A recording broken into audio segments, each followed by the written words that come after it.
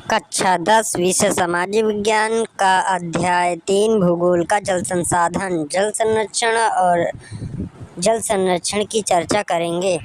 ये बच्चे, ये महिलाएं, ये सभी जल के लिए लंबी कतार में खड़े हैं। ये जल के लिए तरस रहे हैं। ये जल के लिए खड़ी लंबी महिलाएं लंबी कतार में खड़ी हैं। ये डैम है, ये जो जल संरक्षण के लिए बनाया गया है।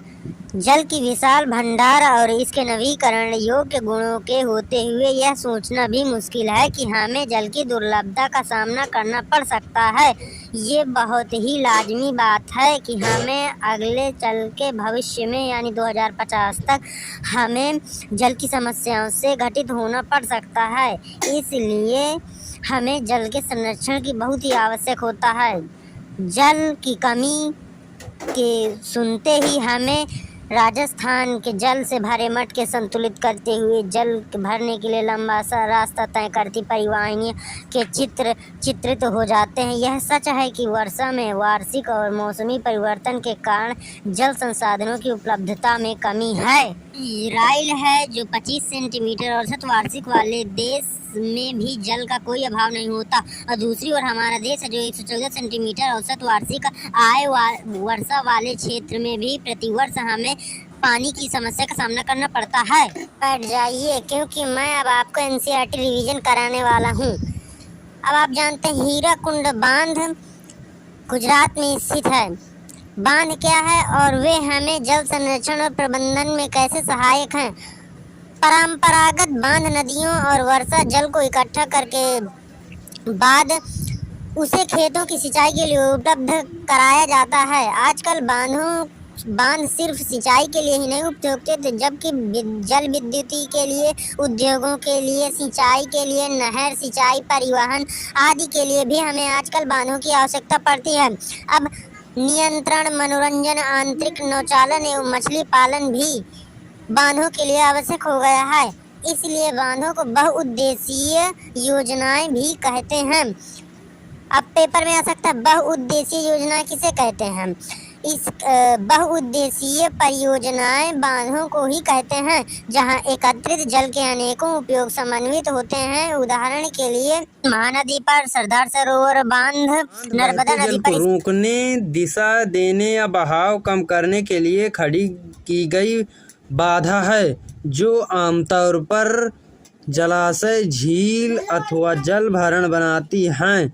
बांध का अर्थ जलाशय से लिया जाता है, न कि इसके ढांचे से। अधिकतर बांधों में एक ढलुआ हिस्सा होता है, जिसके ऊपर से या अंदर से जल रुक कर या लगातार बहता है। पूछा जाएगा कि बांध किसे कहते हैं, तो मैंने इसका उत्तर आपको बता दिया है। करते थे तो जवाहरलाल नेहरू गर्व से बांधों को आधुनिक भारत के मंदिर कहा करते थे।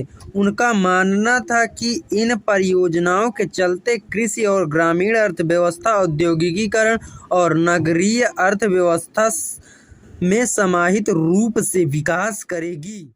इस टॉपिक में हम बात करने वाले हैं कि वर्षा का जल कैसे संरक्षण करें। बहुउद्देशीय परियोजनाओं के अलाभप्रद असर और उन पर उठे विवादों के चलते वर्षा संग्रहण तंत्र इसके सामाजिक, आर्थिक और पारिस्थितिक तौर पर व्यवहारार्थ विकल्प हो सकते हैं। लेकिन प्राचीन भारत में उत्कृष्ट जलीय निर्माणों के साथ साथ जल संग्रहण ढांचे भी पाए जाते हैं। लोगों का वर्षा पद्धति और मृदा के गुणों के बारे में गहरा ज्ञान था। जैसा कि हमारे पूर्वज बहुत ही गहरा ज्ञान रखते थे, उन्हें अच्छी तरह से जल और मृदा का महत्व पता था। मृदा हमारे जल को संचित करती है। आजकल बाढ़ क्यों आती है? क्योंकि सभी जगह रोड, पक्के मकान, घर हुए हैं और नदियों की बालू खींची जा रही है। इस वजह से बाढ़ आती है, क्योंकि जो पहले वर्षा का जल होता था वह खेतों में जाकर, खलिहानों में जाकर, जो कच्ची सड़कें होती थी, जंगल पहले बहुत थे, इसलिए जाकर सूख जाता था। जल संग्रहण एक तरह से जल को सिंचित करना है भविष्य के लिए, ताकि हम इस जल का उपयोग बहुत ही अच्छी तरह से कर सकें। प्रणाली, सिंचाई प्रणाली मेघालय में नदियों व झरनों के जल को बांस द्वारा बने पाइप द्वारा एकत्रित करके 200 वर्ष पुरानी विधि प्रचलित है। लगभग 18 से 20 लीटर सिंचाई पानी बांस पाइप में जाता है तथा उसे सैकड़ों मीटर की दूरी तक ले जाया जाता है। अंत में पानी का बहाव 20 से 80 बूंद प्रति मिनट तक घटाकर पौधे पर छोड़ दिया जाता है। अर्थात कहने का आशय ये है, ये जो आपको चित्र दिख रहा है, ये जो बांस के पाइप हैं इनमें पानी ले जाया जाता है, पानी ले जाकर इनमें पानी छोड़ा जाता है। ये एक तो पोलदार पानी हुआ करते हैं, इनमें पानी छोड़ा जाता है। एक तरह से 20 से 30 लीटर तक यहाँ पानी छोड़ा जा सकता है। और बांस से निर्मित चैनल से पौधे के स्थान जल का बहाव परिवर्तित किया जाता है। पौधे तक बांस पाइप से बनाई जाती है।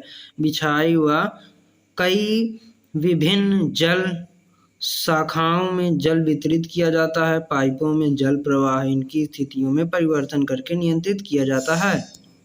इस चित्र में पूरी तरह से दिखाया गया है कि यह एक ग्रामीण तालाब है, काजा गांव के चित्र के अनुसार, जिसे जरूरत पड़ने पर पानी छोड़ सकते हैं।